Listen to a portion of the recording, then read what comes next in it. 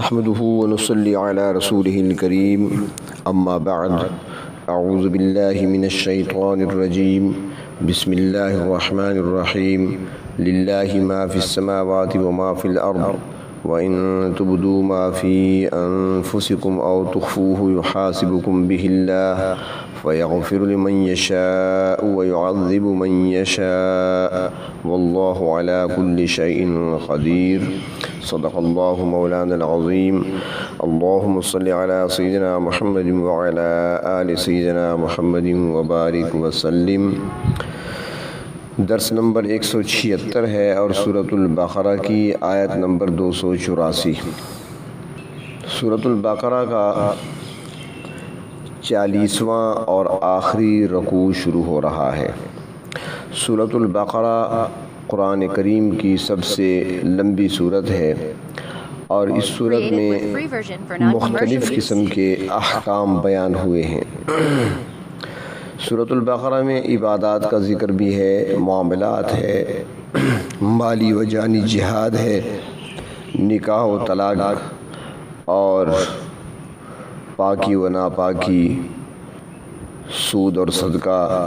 تقریباً اللہ رب العزت نے تفصیل کے ساتھ اس میں مختلف احکام بیان فرمائے ہیں۔ اس آیت میں اللہ رب العزت کی حاکمیت کا اعلان ہو رہا ہے۔ کائنات کی ہر چیز اللہ تعالیٰ کے حکم اور اس کی منشا کے ماتحت ہے۔ ایک ذرہ سے لے کر چاند، سورج، ستاروں تک سب اللہ رب العزت کے مقرر کردہ نظام میں بندھے ہوئے ہیں اور وہ اسی راستے پر چل رہے ہیں جس پر چلنے کے لیے انہیں پابند کیا گیا ہے۔ مگر انسان ایک ایسی مخلوق ہے جو اپنی مرضی کا راستہ اختیار کرنے میں آزاد ہے، لیکن یہ آزادی بھی مطلق نہیں بلکہ امتحان کے لیے ہے۔ کائنات کی باقی مخلوقات کی طرح وہ بھی خدا کے حکم کو پورا کرنے کا پابند ہے۔ انسان کو ظاہری صورتحال سے دھوکہ کھا کر یہ نہ سمجھنا چاہیے کہ اسے دیکھنے والا کوئی نہیں۔ حقیقت یہ ہے کہ انسان ہر وقت مالک کائنات کی نظر میں ہے اور وہ اس کی ہر حرکت اور ہر چھوٹے بڑے عمل کی نگرانی کر رہا ہے۔ انسان قیامت کے دن اس کی جزا و سزا کے قانون سے نہیں بچ سکے گا، اس سے اس کی ہر عمل پر باز پرس ہوگی۔ انسان کے ہر عضو کی حرکت اور ہر عمل پر اللہ تعالیٰ کی طرف سے محاسبہ اور سزا دینا بالکل حق ہے، اور اس پر جزا و سزا دینا اللہ رب العزت کے اختیار اور قدرت میں ہے۔ وہ اگر چاہے تو صغیرہ گناہ پر بھی عذاب دے سکتا ہے اور اگر چاہے تو کبیرہ گناہ کو بھی بغیر توبہ کے معاف کر سکتا ہے، کوئی اس سے پوچھنے والا نہیں ہے۔ تو یہاں پر اس آیت میں بتایا جا رہا ہے کہ اقتدار اعلیٰ اسی کے پاس ہے، حاکمیت اسی کے پاس ہے۔ فرمایا للہ ما فی السماوات وما فی الارض، جو کچھ آسمانوں اور زمین میں ہے سب اللہ ہی کے لیے ہے، یعنی کائنات کا ذرہ ذرہ اسی پروردگار کے لیے خاص ہے۔ مفسرین کرام فرماتی ہیں کہ کسی چیز کی تخصیص کی وجوہات 3 ہو سکتی ہیں جن کی بنا پر کہا جا سکتا ہے کہ فلاں چیز کو فلاں شخص کے ساتھ، فلاں شخصیت کے ساتھ خصوصیت حاصل ہے۔ پہلی وجہ کہ کوئی شخص اس چیز کا بنانے والا ہو، مگر مثلاً کسی شخص نے کوئی چیز بنائی ہے، کوئی برتن بنایا ہے، کوئی مشینری بنائی ہے، کوئی اور چیز بنائی ہے، تو اس کے حق میں وہ چیز خاص ہوتی ہے کیونکہ وہ اس کے بنانے والا ہے۔ دوسری وجہ ملکیت ہوتی ہے کہ کوئی کسی چیز کا مالک ہے، وہ جس طرح چاہے جیسے چاہے وہ اس کا مالک ہے، اس کی ملکیت میں ہے، تو اس کے ساتھ اس کو تخصیص حاصل ہے۔ تیسری وجہ حق کے تصرف ہے، یعنی اس شخص کو کسی چیز میں تصرف میں لانے کا حق حاصل ہو، یعنی کہ وہ جس طرح چاہے جیسے چاہے اس کو استعمال کر سکے۔ اب اللہ تعالیٰ کی تمام کائنات کے ساتھ تخصیص کو دیکھیے کہ اللہ تعالیٰ میں 3 صفات پائی جاتی ہیں جس کی بنا پر اسے کائنات کے ذرہ ذرہ کے ساتھ تخصیص ہے، کیونکہ وہ ہر چیز کو بنانے والا ہے۔ بدیع السماوات والارض، آسمان اور زمین کو پیدا کرنے والی وہی ذات ہے۔ اور ایک مقام پہ ارشاد فرمایا خالق کل شیء، ہر چیز کو پیدا کرنے والا وہی ہے۔ انسان کے بارے میں فرمایا لقد خلقنا الانسان فی احسن تقویم، ہم نے انسان کو بہترین شکل و صورت میں پیدا کیا۔ اور حدیث شریف میں آتا ہے کہ ہر چیز اور اس کی صنعت کو پیدا کرنے والا اللہ رب العزت ہے۔ تو چونکہ ان تمام چیزوں کا خالق اللہ تعالیٰ ہے، اسی نے ہر چیز کو بنایا ہے، لہٰذا ان کا مالک حقیقی بھی وہی ہے۔ لہو ما فی السماوات والارض، کائنات کی تمام چیزیں اس کی ملک ہیں۔ اللہ کے علاوہ انسان کو جن چیزوں کی ملکیت حاصل ہے یہ عارضی ہے اور اللہ کے حکم سے ہے۔ حقیقی ملکیت صرف اللہ رب العزت کی ہے، کیونکہ اللہ کے حکم سے ہی کسی انسان کی ملکیت قائم رہتی ہے۔ جب چاہتا ہے کسی سے حق کی ملکیت سلب کر لیتا ہے، پھر انسان کا نہ قبضہ باقی رہتا ہے نہ ملکیت باقی رہتی ہے، انسان خود فنا ہو جاتا ہے۔ اور جن چیزوں پر انسان ملکیت کا دعویٰ کرتا تھا وہ یہی رہ جاتی ہیں۔ تو گویا حقیقی مالک بھی ہر چیز کا اللہ ہی ہے، اور یہی ہمیں سکھایا گیا۔ قل اللہم مالک الملک تؤتی الملک من تشاء وتنزع الملک ممن تشاء وتعز من تشاء وتذل من تشاء بیدک الخیر۔ تیسری چیز تصرف ہے۔ کائنات کے ذرے ذرے پر اللہ تعالیٰ ہی کو کامل اور مکمل تصرف حاصل ہے۔ اگر کسی دوسرے کو تصرف کی اجازت ہے تو وہ خاص وقت تک کے لیے ہے اور عارضی ہے، اور وہ اللہ کی قدرت سے ہی ہے۔ اللہ تعالیٰ کے سوا کسی کو ذاتی تصرف کسی چیز پر حاصل نہیں۔ تو چونکہ پیدا کرنا، ملکیت اور تصرف یہ تینوں صفات اللہ رب العزت میں پائی جاتی ہیں، تو اس لیے فرمایا للہ ما فی السماوات وما فی الارض، آسمان اور زمین کی ہر چیز اللہ کے لیے ہے۔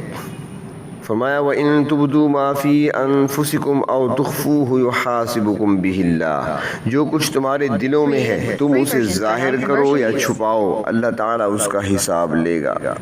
یہاں پر یہ بات قابل غور ہے کہ کسی اچھے یا برے کام کا مرتکب ہونا اور کسی چیز کا محض دل میں خیال آنا یہ دو مختلف چیزیں ہیں۔ کسی غلط کام کرنے سے محاسبے کا عمل تو ذہن میں آتا ہے، مگر صرف دل میں کسی خیال کے آ جانے سے محاسبہ کیسا ہوگا، جبکہ یہ ایک غیر اختیاری چیز ہے۔ اس ضمن میں مفسرین حضرات فرماتے ہیں کہ انسان کے نفس میں جو چیزیں آتی ہیں وہ 5 قسم کی ہیں۔ ان میں پہلی چیز اعتقاد ہے۔ انسان کا اعتقاد کیسا ہے؟ وہ توحید پر کاربند ہے یا شرک میں ملوث ہے؟ اس کے دل میں اخلاص پایا جاتا ہے یا نفاق سے پر ہے؟ اور پھر یہ بھی کہ اسے اللہ رب العزت پر پختہ یقین ہے یا وہ شک اور تردد کا شکار ہے۔ اعتقاد سے متعلق جو کچھ بھی اس کے دل میں پایا جاتا ہے اس کا محاسبہ ہوگا۔ اگر وہ موحد، مخلص اور اللہ کی ذات پر یقین رکھنے والا ہے تو اللہ کے ہاں جزا پائے گا، اور اگر مشرک، منافق یا شک میں مبتلا ہے تو سزا کا مستحق ہوگا۔ بہرحال انسان کا اعتقاد یا قابل محاسبہ ہے، قابل مواخذہ ہے۔ دوسری چیز جس پر محاسبے کا دار و مدار ہے وہ محبت یا نفرت کا جذبہ ہے۔ حدیث شریف میں آتا ہے افضل الاعمال الحب فی اللہ والبغض فی اللہ، محض اللہ رب العزت کی خاطر محبت یا نفرت ہونا اچھے اعمال میں سے ہے۔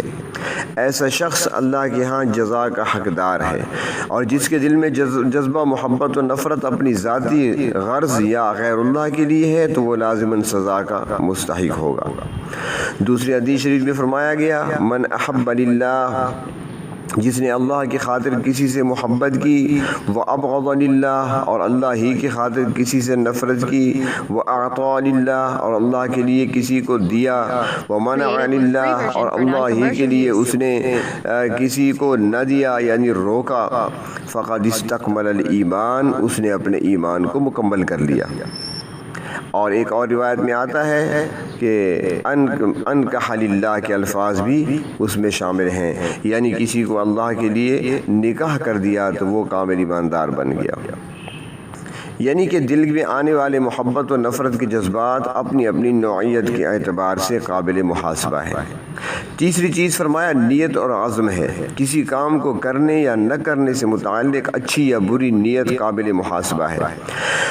اگر کوئی شخص اچھائی کا کام کرنے کی محض دل سے نیت کرتا ہے اور ابھی اس پر عمل درآمد شروع نہیں کیا تو اس کو نیکی حاصل ہوتی ہے، اور پھر جب نیک عمل کو کر گزرتا ہے تو پھر 10 نیکیوں کا حقدار بن جاتا ہے۔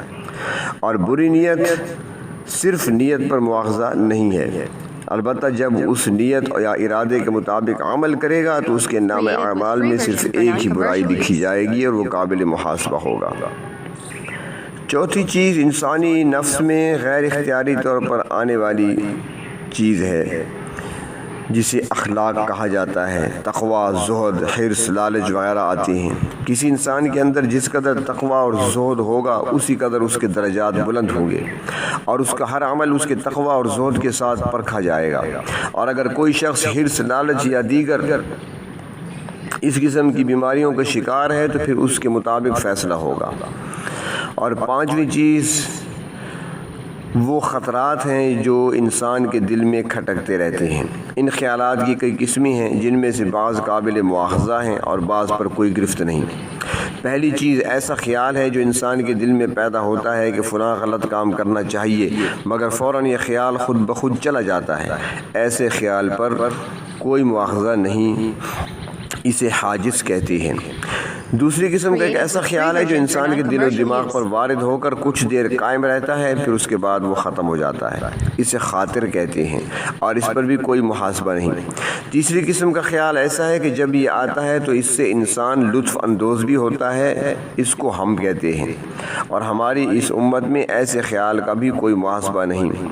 چوتھی قسم کا خیال حدیث نفس ہے کہ انسان خود اپنے دل میں کوئی ایسی بات جو قابل مواخذہ ہو وہ کرتا ہے، جس پر عمل نہیں کرتا۔ ایسے خیال پر بھی امت محمدیہ پر مواخذہ نہیں، اگرچہ سابقہ امتوں سے اس بات پر مواخذہ لیا گیا، کیونکہ اس ضمن میں حضرت عیسیٰ علیہ السلام کا قول مشہور ہے کہ ایسے خیالات سے بچا کرو، کیونکہ جس گھر میں دھواں اٹھتا ہے وہ اگرچہ جلاتا تو نہیں مگر گھر کو سیاہ ضرور کر دیتا ہے۔ اس قسم کے خیالات انسان پر ضرور اثر انداز ہوتے ہیں۔ اور پانچویں قسم فرمایا وہ عزم اور ارادہ ہے جس کے ذریعے انسان برائی پر عمل درآمد کرنے میں پختہ ہو جاتا ہے۔ ایسے خیالات کا دل میں آنا قابل مواخذہ ہے۔ جب یہ آیت نازل ہوئی کہ تم اپنے دل کی بات ظاہر کرو یا چھپاؤ، یحاسبکم بہ اللہ، اللہ تم سے حساب لے گا، تو صحابہ کرام پریشان ہو گئے اور حضور اکرم صلی اللہ علیہ وسلم سے عرض کیا، ہم نماز، روزہ، صدقہ، جہاد وغیرہ کی تکالیف برداشت کر سکتے ہیں، مگر اب ایک ایسی چیز کا حکم آیا جو ہمارے بس میں نہیں۔ دل میں خیالات کا آنا ایک ایسی چیز ہے جسے از خود ٹال نہیں سکتے، اگر اس پر محاسبہ شروع ہو گیا تو ہمارے لیے بچنے کی کوئی صورت نہیں ہوگی، ہم اللہ کے ہاں کیسے سرخ رو ہوں گے۔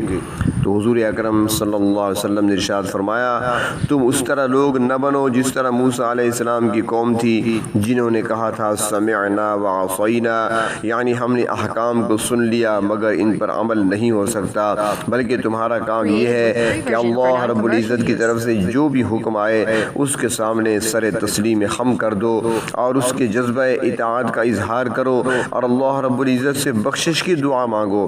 چنانچہ جیسا آگے آ رہا ہے، صحابہ کرام رضی اللہ تعالی عنہم ہر حکم کی تصدیق اس طرح کیا کرتے تھے، سمعنا واطعنا غفرانک ربنا، یعنی اے ہمارے پروردگار ہم نے تیرا حکم سن لیا، اس کی اطاعت کی، تو ہمیں معاف فرما دے۔ چنانچہ نبی کریم صلی اللہ علیہ وسلم نے صحابہ کے سوال کے جواب میں فرمایا کہ اللہ تعالیٰ میری امت کے دلوں میں آنے والے وسوسوں پر مواخذہ نہیں فرمائیں گے، بلکہ گرفت ان کی ہے جو دل سے نکل کر زبان پر آ جائیں یا ان پر عمل درآمد ہو جائے۔ جب تک عمل نہیں ہوگا ایسے خیالات پر مواخذہ نہیں ہوگا۔ تو محاسبے کے اس قانون کے باوجود فرمایا فَيَغْفِرُ لِمَن يَشَاءُ، اللہ تبارک و تعالیٰ جسے چاہے معاف کر دے۔ جس شخص میں بخشش حاصل کرنے کی صلاحیت موجود ہوگی اللہ تعالیٰ اسے معاف فرما دے گا۔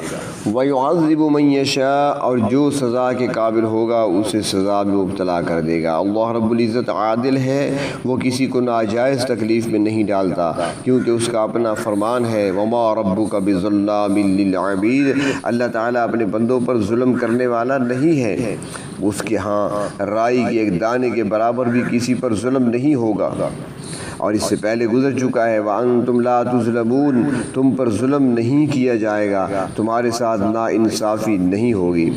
فرمایا یہ سزا اور جزا اللہ تعالیٰ ہی کو سزاوار ہے کیونکہ وَاللَّهُ عَلَى كُلِّ شَيْءٍ قَدِيرٌ، اللہ تعالیٰ ہر چیز پر قادر ہے، وہ مالک ہے اور اسے حق حاصل ہے کہ وہ جس طرح چاہے تصرف کرے۔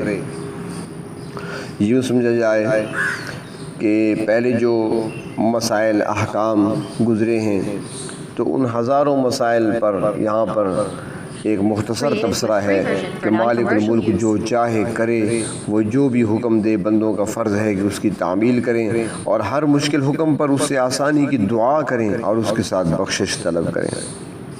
سورۃ البقرہ میں 4 مقاصد تھے جو تفصیل سے آئے ہیں: توحید، رسالت، جہاد اور انفاق فی سبیل اللہ، اور آخر میں یہاں پر ان چاروں کو بیان کر دیا۔ للہ ما فی السماوات توحید، آمد رسول سے رسالت، لا یکلف اللہ نفسا یہاں سے جہاد، اور ربنا لا تؤاخذنا انفاق، چاروں کو اللہ رب العزت نے یکجا بیان فرما دیا۔ اللہ تبارک و تعالی ہمیں ہر اس عمل سے، ہر اس ارادے سے، ہر اس عزم سے بچائے جو قابل مواخذہ ہو۔ وآخر دعوانا ان الحمد للہ رب العالمین۔ Created with free version for